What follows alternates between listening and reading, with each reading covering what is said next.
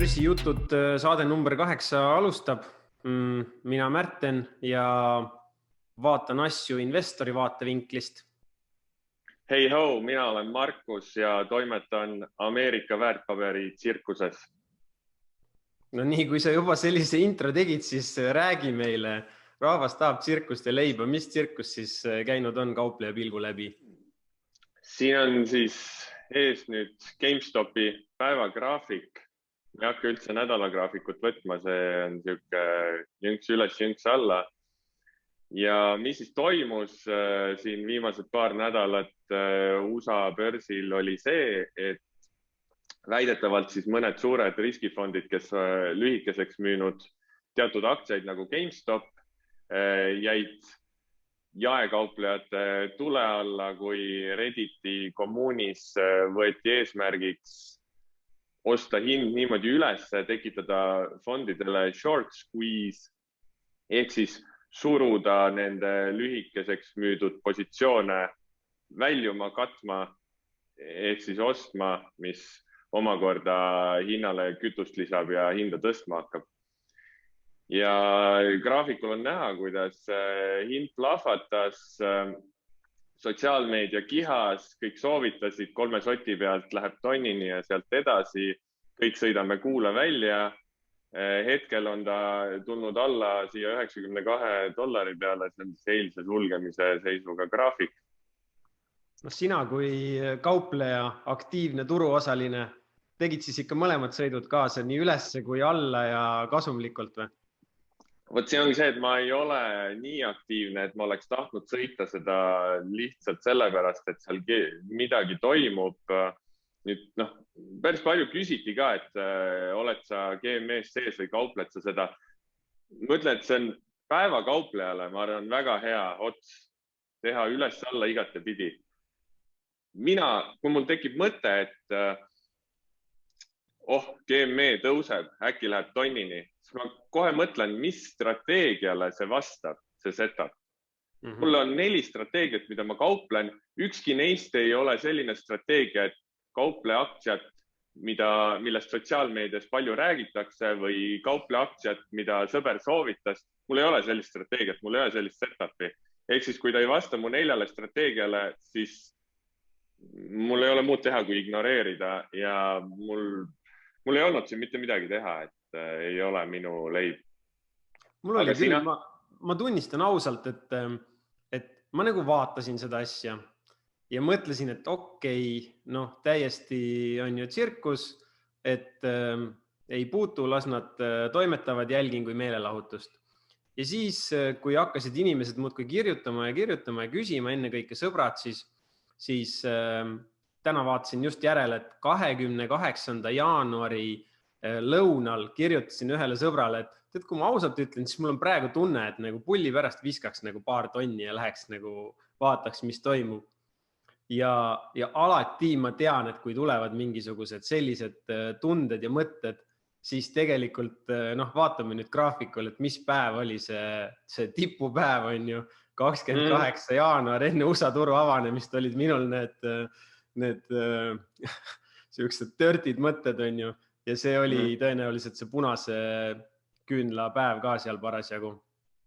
Nii see on, et siis kui see mõte on kõige mugavam tunne siseneda, siis see on ilmselt juba see aeg on läbi, kuna kõik teised retail hobikauplejad tunnevad ennast mugavalt ja siis on aeg, et see institutsioonid võtavad selle asja teistpidi üle. Lisaks siis sellele short squeeze'ile, kes optsioonidega on kokku puutunud, et siis hästi palju räägiti ka sellest niinimetatud gamma squeeze'ist, mis oli siis nagu optsioonipõhine, et nii-öelda need, kes optsioone müüsid või turutegijad, need olid siis sunnitud ostma aktsiaid ehk alusvara tänu sellele, et optsiooniturg muutus aktiivseks. Aga tegelikult seal ju sai toimuma päris palju sellist muud huvitavat asja ka, et Robin Hood siin sattus ju meediasse selle tõttu, et ta keelas mitmete aktsiate kauplemise ja ma ei tea, kas sa seda pahameelt siis nägid, mis järgnes erinevatel sotsiaalmeedia platvormidel ka? Jah, nägin, nad said hästi palju negatiivseid review'sid ja tagasisidet igal pool. Trustpilotis on neil tuhanded review'd ja 1 tärn antud kokkuvõttes. Aga ma saan aru, et inimesed olid pahased, et Robinhood lubas ainult väljuda positsioonist müüa, osta enam ei lubanud, piiras selle võimaluse ära. Hiljem selgus, et neil ikkagi oli mingi oma likviidsuse probleem. Ja seal ongi see, et kogu süsteem pannakse testile, et mingid tööriistad, mida võib-olla ei ole üldse ette mõeldud, mis need riskid võivad olla või kuidas see kõik õhku võib lennata, siis ongi Robinhood näiteks satub ise ebalikviidsuse alla, ei suuda enam mingeid optsioonikaotusi ise katta, võib lõppkokkuvõttes ise õhku lennata koos nende riskifondidega ja sealt võib hakata selline dominoklotside kukkumine. Et tegelikult see probleem on sügavam kui lihtsalt see, et keerame retail kauplejatel kraani kinni ja Täpselt. See põhjus võib olla mujal. Et see info, mis sealt välja tuli, mina lugesingi, et tänu sellele, et need aktsiad olid siis nii volatiilsed, kauplemismahud suured ja hinnaliikumised suured, siis 1 päeva jooksul näiteks Robinhood pidi oma nii-öelda, kutsume siis seda tagatisvaraks või krediidilimiidiks või mingisugust sellist rahavaru, mida nad hoiavad settlement ettevõtete juures, ta pidi päevade jooksul 30-40% on ju tõstma seda, aga kus sa võtad selle raha, et siis ongi lihtne on ju mingit muud viisi kasutada. Aga kokkuvõttes, jah?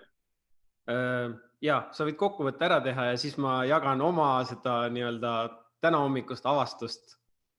Kokkuvõttes oli minu jaoks lihtsalt see kogu see sotsiaalmeedia meemide tulv ja arutelu eelmise nädala lõpus korraks oli natuke tüütu ja väsitav juba. Ma võtsin üks pika 3 päeva nädalavahetuse, kus ma lihtsalt sotsiaalmeediasse üldse ei vaadanud ega neid ei jälginud. Natuke oli võib-olla siuke piinlik tunne, et tsirkus on tööle jõudnud.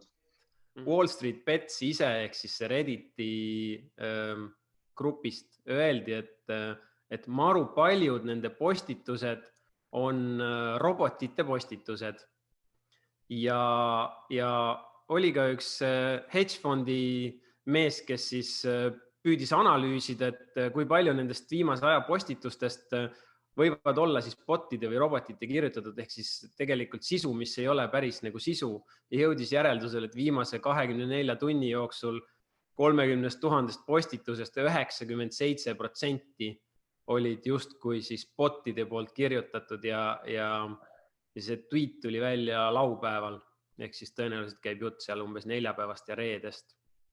Ehk siis minu kokkuvõte oli see, et kui see nüüd tõesti tõele vastab, siis äkki see on midagi sellist, mis natukene kainestab neid, kes läksid selle emotsiooniga kaasa, kaasa arvatud mina on ju, kes lõpuks vaatas, et okei, et nagu mäng toimub, et lähme siis mängime, kui petlik see on ju, et enam ei pea isegi inimesed higi ja vaevana nägema, et mingid postitusi kirjutada ja aktsiaid üles pampida, vaid seda teevad ära nagu botid.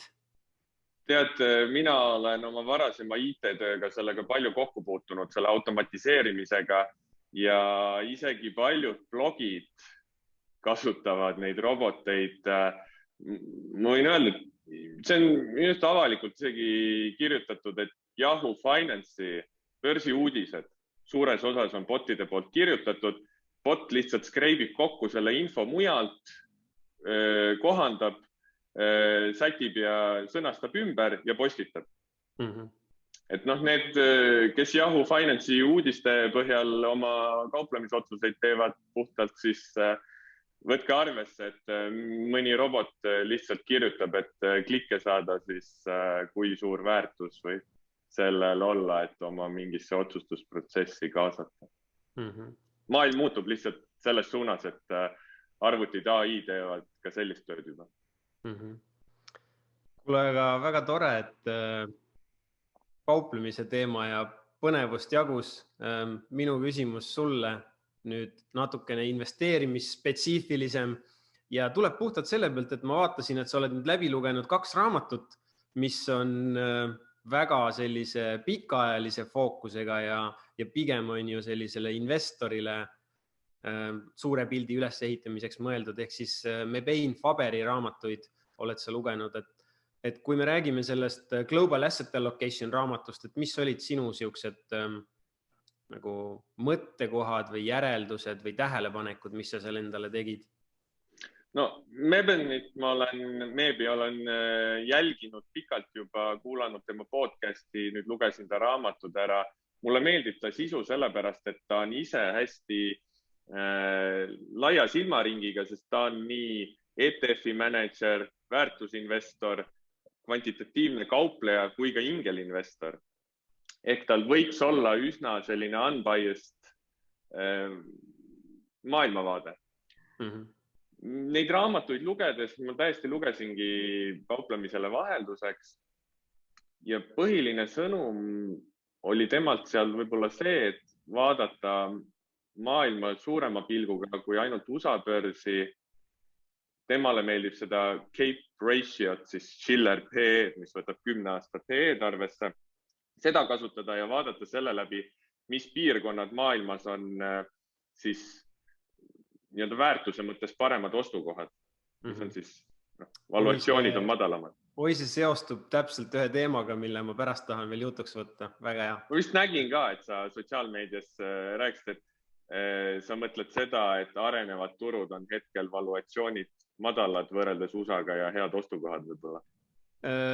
No see on see fundamentaalne pool, aga natuke aja pärast ma näitan paari pilti ka sellest.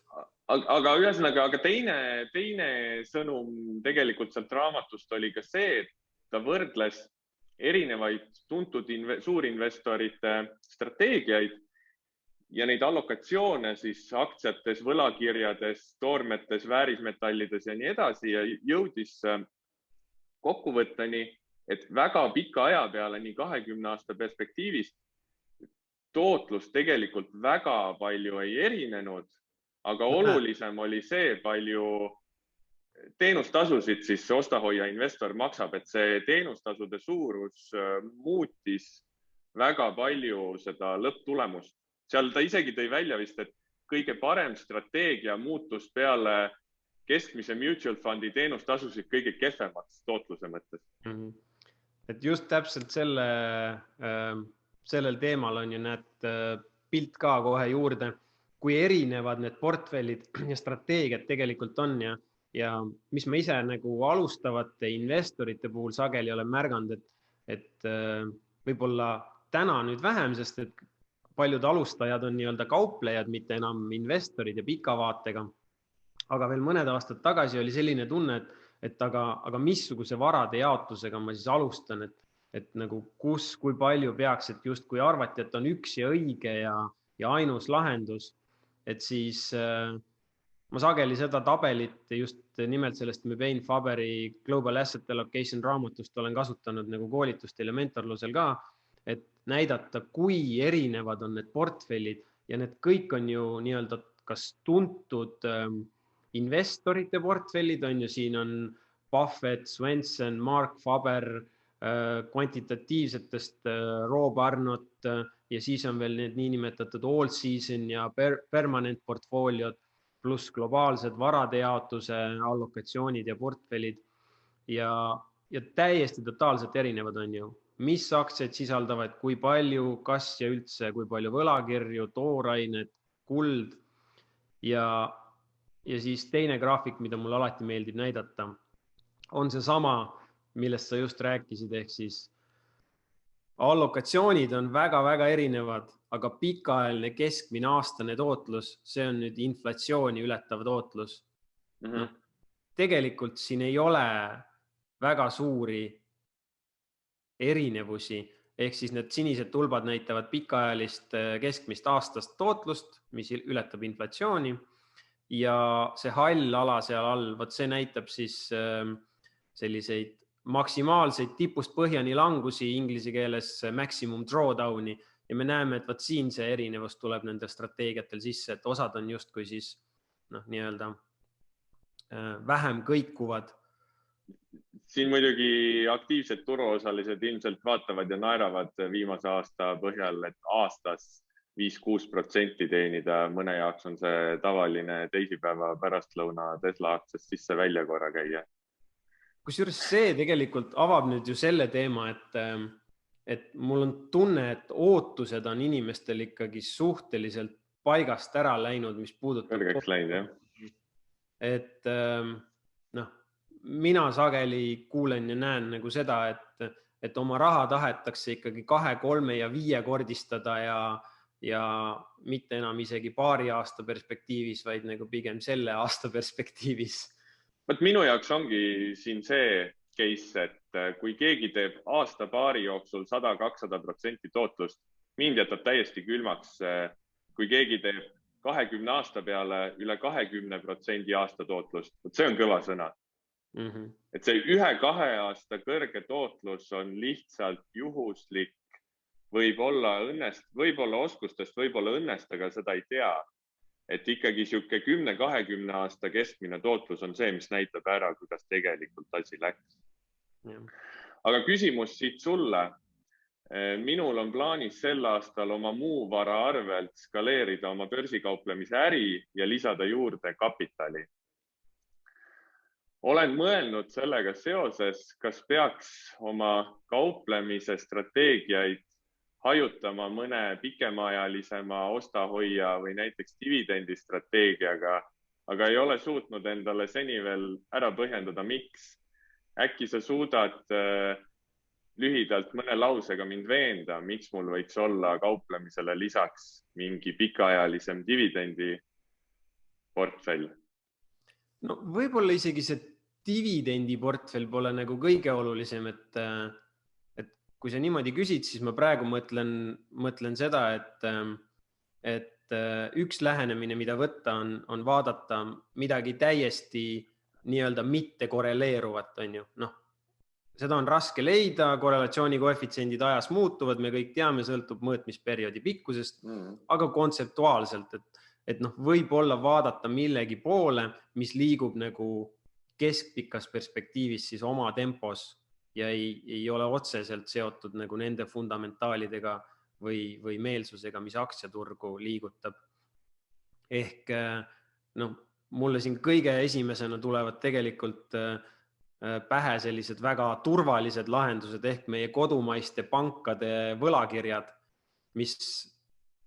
mille hind on ju ta siin näiteks kevadise kriisi ajal, ta natukene ikkagi kukkus, aga võrreldes aktsiatega on oluliselt väiksem see kukkumine. Ja need kupongimäärad seal on 6-7-8% intressitulu ja nagu võlakiri ikka on ju fikseeritud tulumääraga instrument, paned 1000 sisse ja 3 või 5 aasta pärast saad selle sama 1000 tagasi ja siis vahepeal teenid seda 6 või 7% kupongi näiteks. Jah, mulle meenub mu ainult üks kodumaine võlakirjatehing, kus ma märkisin LHV neid samu 6% võlakirju, aga kohe, kui nad kauplema hakkasid, siis ma müüsin nad 6-7%, isegi 10% äkki kasumiga börsil maha, võtsin sealt selle ühe aasta siis intressitulu kohe välja kasumina ja nii see võlakiri asi jäi. Aga mulle meenus siin praegu, et sa hiljuti kirjutasid e-raamatu riitidest ehk kinnisvarafondidest ja küsiks, et kas äkki riitid oleks midagi, miks üldse, kuna sa hiljuti sellest just kirjutasid ja raamatu välja andsid oma blogis, siis äkki oskad öelda, mis see keskmise turutootlusega võrreldes see ootus riitidele võiks olla või äkki kommenteerida riski poole pealt, mis see pluss nendega oleks?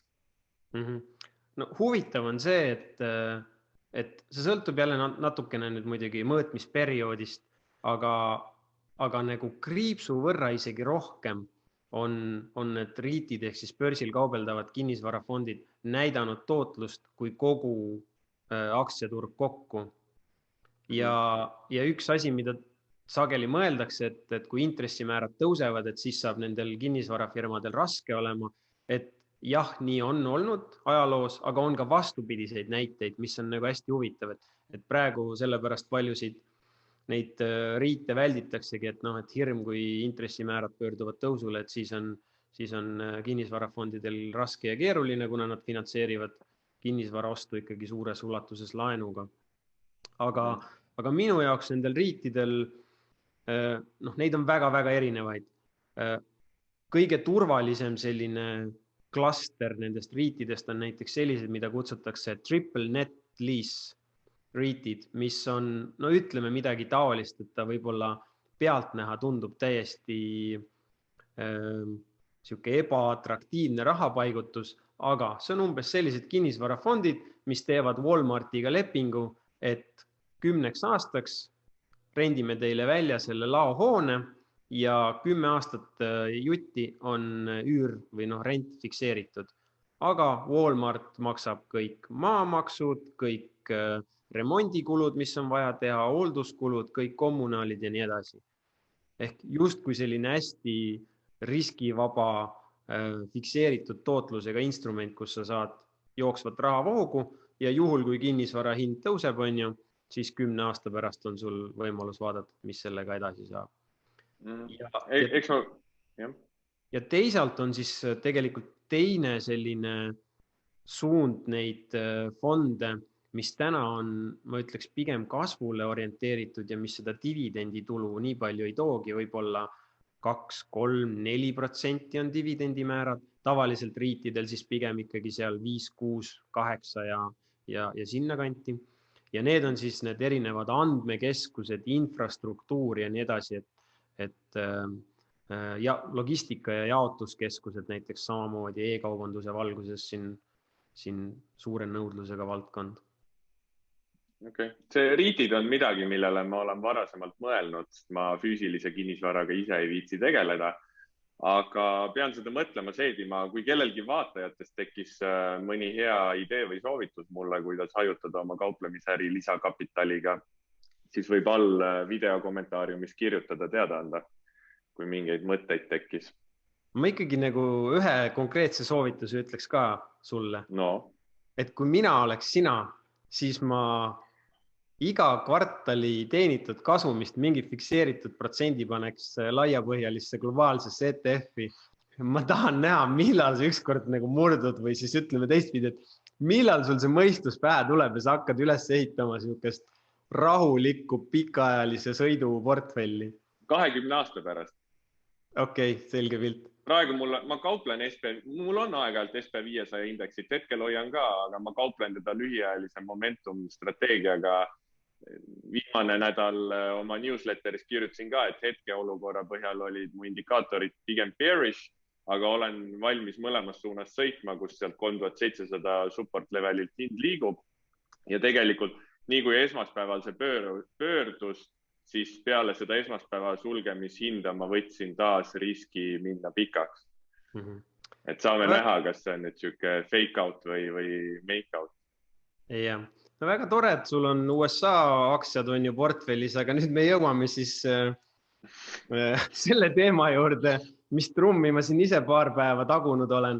Noh, mul ei ole on ju siin mingit nagu nahka selles suhtes mängus, et kui sa ei tee nii, et sa teed ise ostu ära ja siis postitad meedias ja sotsiaalmeedias, et see on hea ostukoht ja siis vaatad, mis hind teeb. Ja, kindlasti. Nagu siin kohalikud ebalikviidsed investeeringud saavad kõik hoo sisse, nii et keegi ostab sisse ja siis soovitab ka teistele. Täpselt, et ma ei praktiseeri sellist nii-öelda promo. Maailma aktsia ETF-iga vist ei saaks päris nii.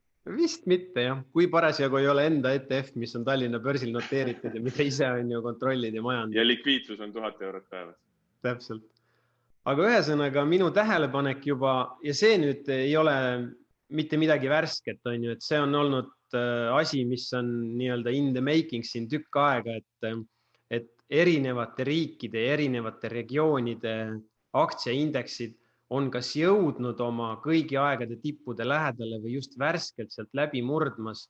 Ja tegelikult me võime öelda täna, et USA aktsiaturg on pigem erand ja muu maailm kauplebki kas allpool oma 10, 15 või kohati mingi peaaegu 20 aasta tipptasemeid.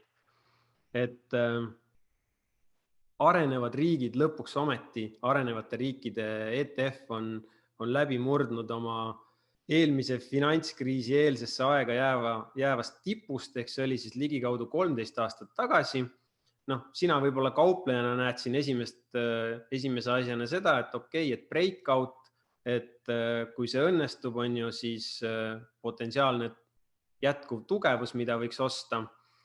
Aga mis mulle endale kõige rohkem silma jäi, on see, et ma tihti ja sageli vaatan selliseid suhtelisi hinnamuutuseid, täpselt samamoodi nagu väärtus versus kasv või Euroopa versus USA aktsiad, siis seekord ma panin graafiku peale arenevate riikide aktsiad versus USA aktsiad ja mis siit siis ilmnes see, et see konkreetne ETF EEM on tema tikker, algas kusagil 2003.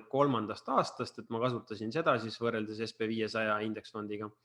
Et alates 2003. aastast arenevate riikide aktsiaturud tegid oluliselt paremini kui USA aktsiaturud ja siis pärast finantskriisi justkui kõik pöördus, tooraine buum sai läbi, 2010-11 aastast on meil olnud siis USA aktsiate võidukäik ja nüüd lihtsalt on ju, ma tean, et see on meelevaldne suhtarv, võib-olla peale minu seda maailmas mitte keegi ei vaata, aga minu jaoks see lihtsalt tundub kokku pannes selle pildi ja selle, siis see tundub täiesti loogiline koht, kus nagu need arenevate riikide aktsiad võiksid hakata liikuma. Ma jätan siin kõik selle fundamentaalse poole kõrvale, on ju, et potentsiaalsed kasvumäärad või siis see, et näiteks Hiina moodustab arenevate riikide ETF-ist juba üle 40% ja Hiina kapitaliturud muudkui avanevad ja nii edasi.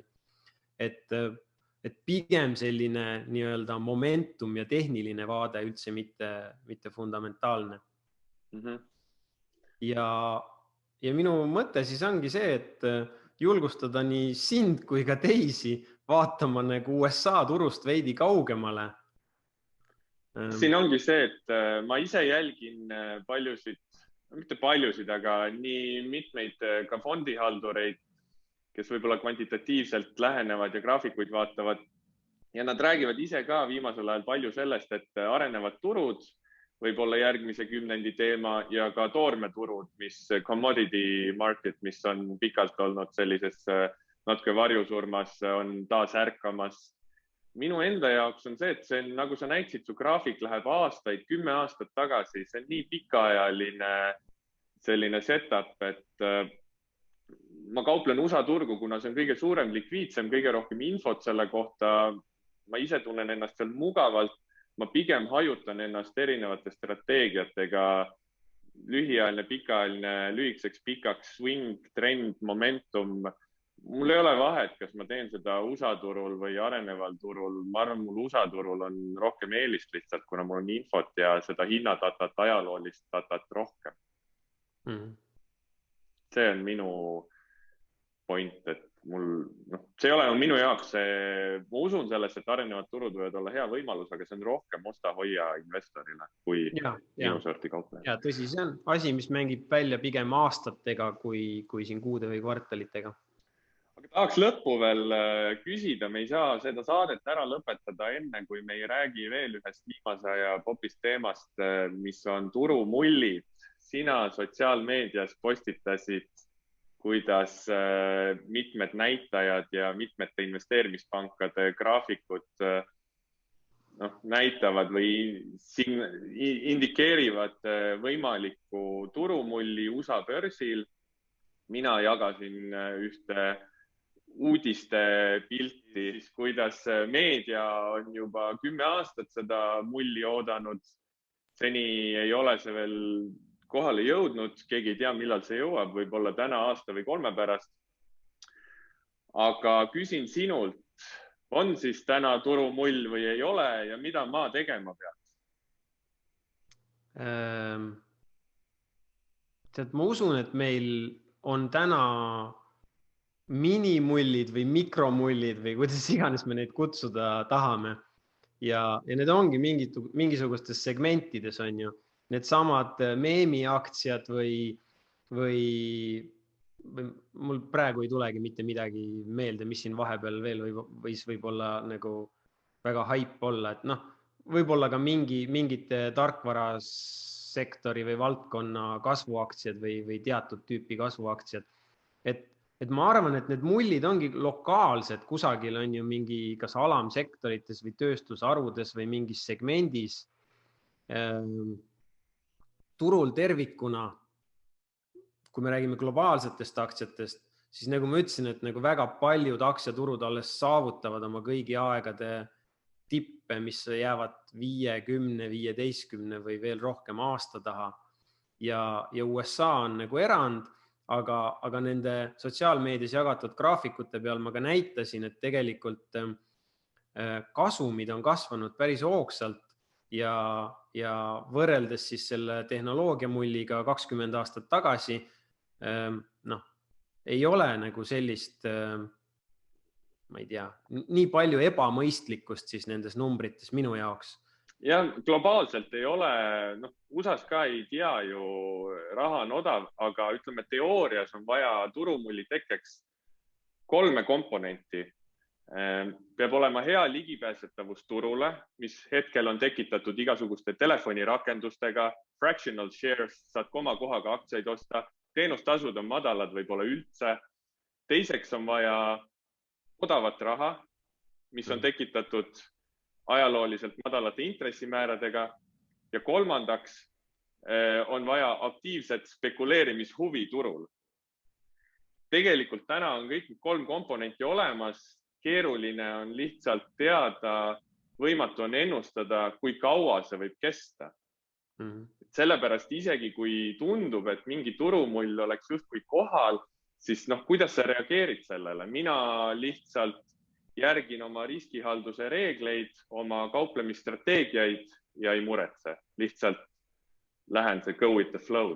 No, küsimus on, et nagu, kes siis täna spekuleerivad, et kui me vaatame professionaalsete fondijuhtide seas läbi viidud küsitlusi, siis veel mõned kvartalid ja kuud tagasi oli ikkagi see aktsiaallokatsioon või kui palju rahast oli aktsiatesse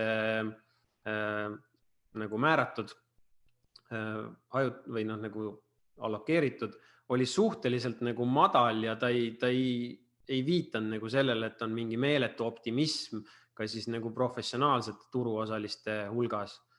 Ja noh, ma tahakski öelda, et need ongi sellised mingisugused minimullid kusagil siin ja seal, nad hüppavad ülesse.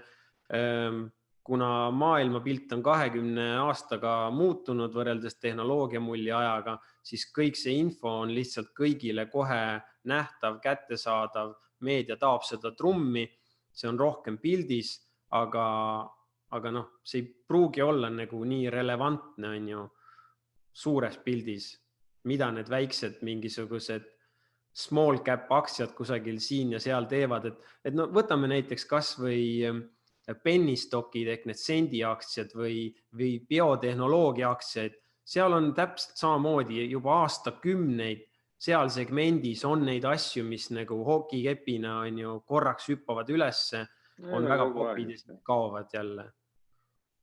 Need sendiaktsiad, jah, see on selline over the counter market ja minu meelest suure börsi pilti väga ei tohiks mõjutada.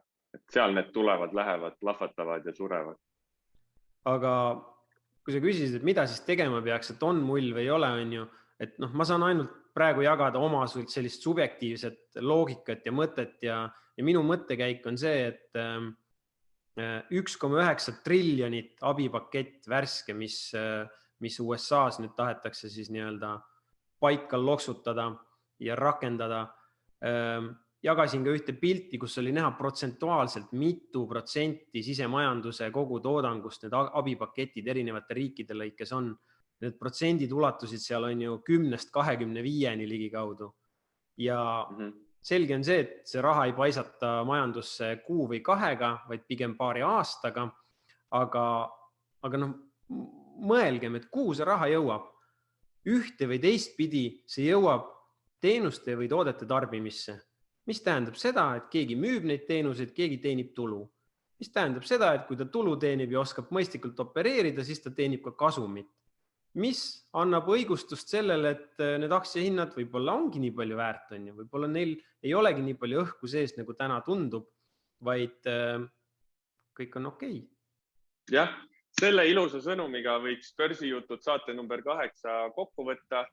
Ühiskond läheb lahti, raha on palju, tarbige, tehke lapsi, kõik on õnnelikud, elu läheb ilusaks. Täpselt nii.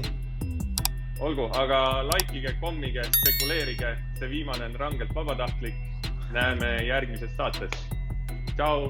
See saade on meelelahutusliku sisuga. Me ei soovita osta ega müüa ühtegi finantsvara. Iga inimene on vastutav oma finantsotsuste eest. Iga finantsotsus võib viia kapitali kaotuseni.